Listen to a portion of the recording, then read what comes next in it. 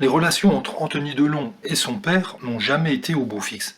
Dans son livre intitulé Entre chien et loup, le fils aîné de l'acteur se livre comme jamais sur ses blessures de l'enfance.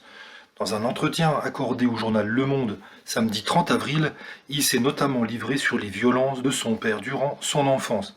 J'ai arrêté d'avoir peur de lui à 17 ans. Il était enfermé dans son bureau parisien et ne voulait pas me voir. Un jour, je suis monté pour l'affronter. Comme dans une horde, j'étais prêt à me mesurer au dominant. Il l'a compris et il est resté enfermé, a expliqué Anthony Delon. À l'âge de 16 ans, le fils du guépard a décidé de quitter le domicile familial, lassé des violences dont il faisait l'objet.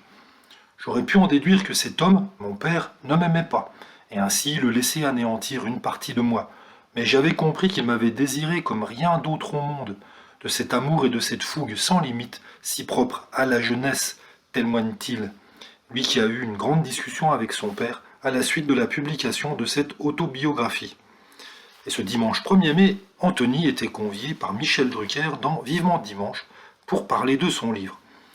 Il s'est donc remémoré les fêtes d'anniversaire de son papa au cours desquelles Alain Delon forçait famille et amis à visionner un de ses films.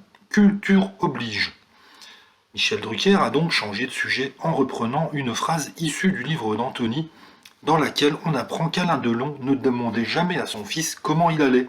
Oui, c'est vrai, a répondu Anthony avant de nuancer ses propos. Mais figure-toi que depuis la sortie du bouquin, j'ai eu un petit problème de santé, un petit calcul dans le rein. Eh bien, il m'a appelé. Tu vois, Michel, tout peut arriver. Alors voilà, la hache de guerre semble bien enterrée définitivement entre tous les deux.